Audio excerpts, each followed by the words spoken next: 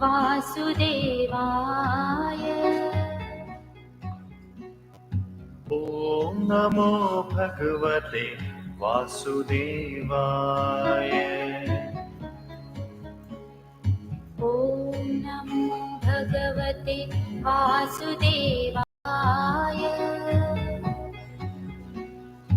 ॐ नमो भगवते वासुदेवाय।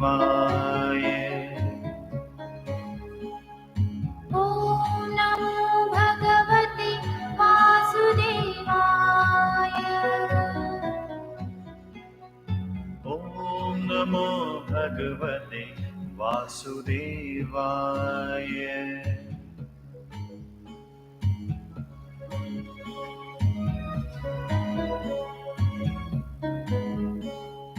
ॐ नमो भगवते वासुदेवाय। ॐ नमो भगवते वासुदेवाय। ॐ भगवते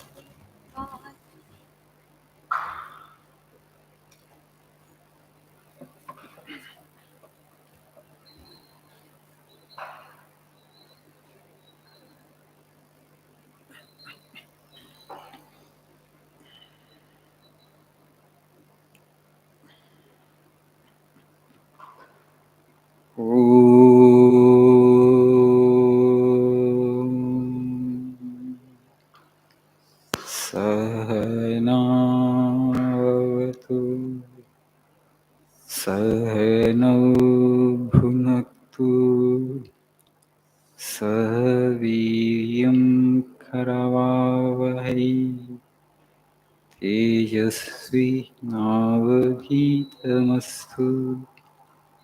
मा विद्विषावहै। ॐ शान्ति शान्ति शान्तिः। ॐ असतो मा सद्गमय तमसो मा ज्योतिर्गमय मृत्योर्मामृतङ्गमय। ॐ शान्ति शान्ति शान्तिः। सर्वे भवन्तु सुखिनः सर्वे सन्तु निरामयाः सर्वे भद्राणि पश्यन्तु मा कश्चित् दुःखभाग् भवेत्।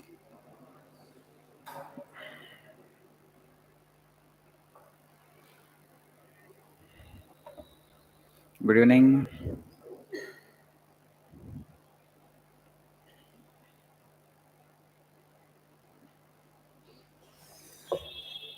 Hope all online students are also doing well.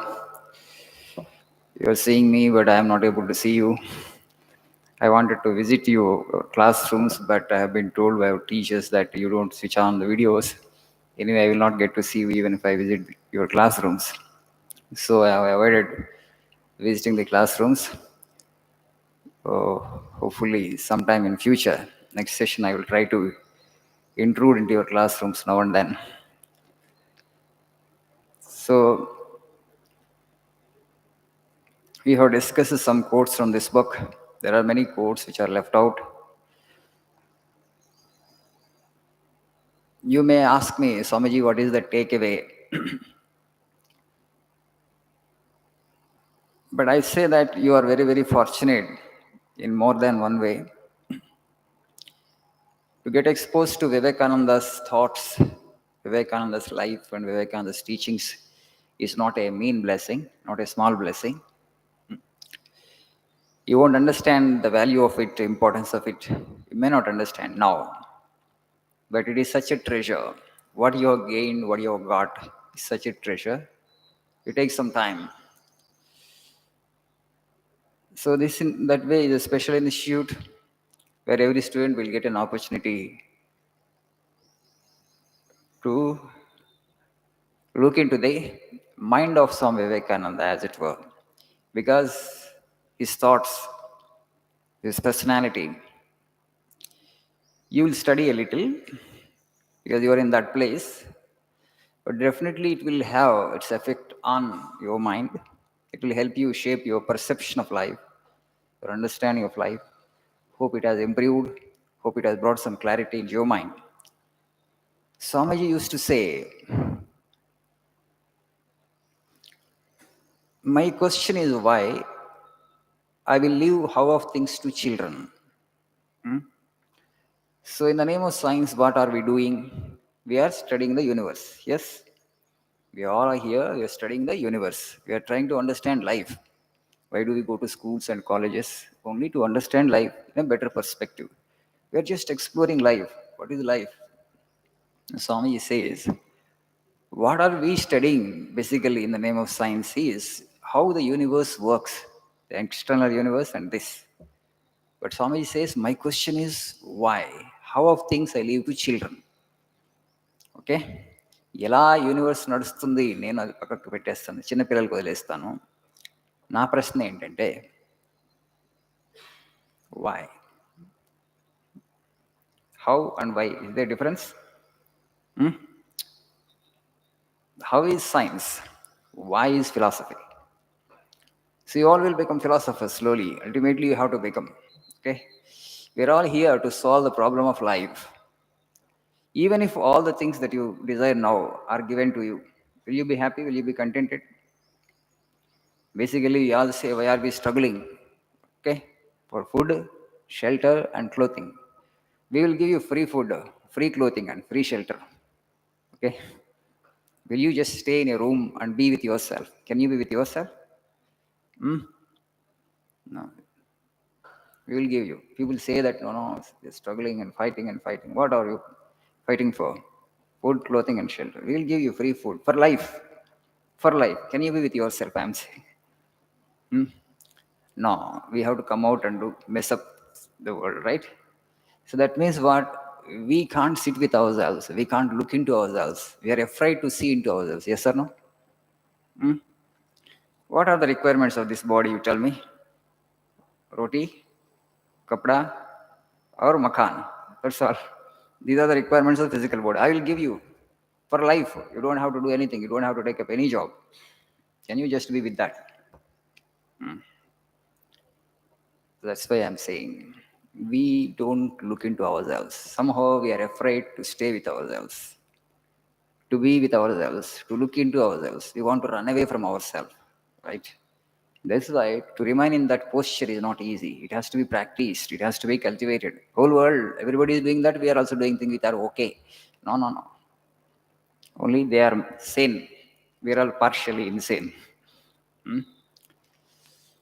People used to consider Sri Ramakrishna Paramahamsa as a madman. He was so intoxicated with divine love. But ultimately, what history proves is he was the only sane man. All others are insane, mad. Okay? Vivekananda also thought that he was a madman. People around him thought that he was a madman. He was so intoxicated with the love of God. Only one focus, truth. Truth means who created this world. He used to call that force, that intelligence as Divine Mother, Jagan Mata. I only want Jagan Mata. In the beginning, he used to pray like this. Oh, Mother, I don't know whether you exist or not. Okay? I don't know how to approach you. You help me reach you, that's all. Because I don't want to reason, because through buddhi you cannot understand. God is not something which we can understand with the help of intellect. It's beyond the ken of our intellect. So those who rely only on intellect, they will not get him. Okay?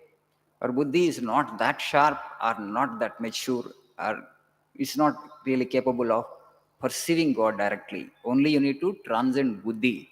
When you transcend buddhi, you become Buddha. Buddha means what? Somebody who has transcended the mind, somebody who has transcended the intellect. He has gone beyond.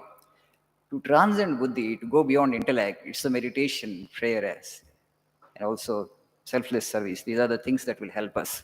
What do you think actually Vivekananda was struggling in that posture, closed eyes and sat with himself? At least every day, some few minutes, try to look into yourself. Why? That will help you to understand yourself better. When you understand yourself in right perspective, when you understand yourself better, you'll be able to interact with others well. Your quality of life will improve. Once you have that inner harmony and tranquility, making a living is a small thing. Getting a job is a small thing. Acquiring a skill is a small thing. But it becomes big thing because we are in a mess. We are an internal mess. Thoughts are under not our control. There are fears. There is insecurity feeling. Hmm? There is this stress. There is this anxiety. There is this fear. All these things are there. How it is possible to achieve concentration? That's why every day, sometime you learn to spend time with yourself. Who am I and what am I? What are my thoughts? How the thoughts are happening? What are my emotions? What percentage is negative? What percentage is positive? Okay. If it is more negative, then how can I make it into positive? Just you need to work upon yourself. That is spirituality. Yesterday, some student came actually was saying, Swami, I have completed MBA. No, I have a lot of tension and I have stress. Why? I have not learned English well. The fear is that immediately you have to get a job, right? Okay, I have not achieved reasonable command, a good command over English language. So he considers it as a handicap. English language you will learn sometime. It will happen. Don't worry. Okay, that's not such a big thing. Make it too big a thing. It's a small goal in life. You will get, you will learn it. But that's not how you understand yourself. That matters more. What is your understanding of yourself? We are not actually investing any time to understand ourselves, but we want to achieve big success in life. It's not possible. The only enemy that you have is your own mind. If that mind works in favor of you, if it listens to you, success in every field. As simple as that. If your mind listens to you, if it takes instructions from you, it takes commands from you, and it obeys you, okay? Whatever you touch, you will achieve success in life. But success gets delayed. Success becomes difficult for only one reason. There is no internal harmony. There is no inner tranquility. My mind is not taking commands from me. It is just disobeying me. It is rebelling me. It's working against me. That's the only thing. So you need to work upon yourself. The more you work upon yourself, the greater actually your chances of success in worldly life also. Because when there is an inner harmony, when there is that inner tranquility, when there is that inner peace, making a living and getting a skill, acquiring a skill, achieving mastery over some language is a small thing. Swami Vivekananda used to say that an ordinary man uses only 3 to 4% of his mental energy. 96 to 97% goes a waste. The spirituality is basically is a training or the method which helps you to improve the efficiency of your mind, where actually some 6 to 7% of your brain, if you can really use well, you will achieve phenomenal success in the world. Okay? Not 90, I'm not talking about. Okay, 10% of this. But today it's only 3 to 4%. It is diminishing by the day because of all these, influences. We have this great friend called cell phone, YouTube, internet. You see, the technology is not bad by itself. Technology is not bad per se. How you make use of it. For that, how much of control you have on yourself. There's no fault with the technology as such. If you have control over yourself, you will use you use it only for right purposes. If you don't have control over yourself, everything becomes a problem. Problem is not out there, problem is here. If you understand this and spend some time every day looking into yourself, studying yourself, understanding yourself, improving yourself, success will happen. You don't have to worry about that. It is just a consequence, it is just a byproduct. It's an outcome of this harmony of efficiency here. If there is no efficiency, if there is no harmony here, success will definitely gets delayed. So this is the kind of takeaway I want to give you for this session. You got the point? Hmm? Americans use this word takeaway. ఏంటి ఏం తీసుకోవాలి ఇక్కడ నుంచి? What can I learn? What I have gained? So this is the takeaway. Bear this in mind. Things will happen. Don't be in a hurry. Don't have any stress. No, don't take any stress or anxiety or fear or insecurity feeling. You're all very precious to God because we are all the topmost children of God. Thank you. Nice evening.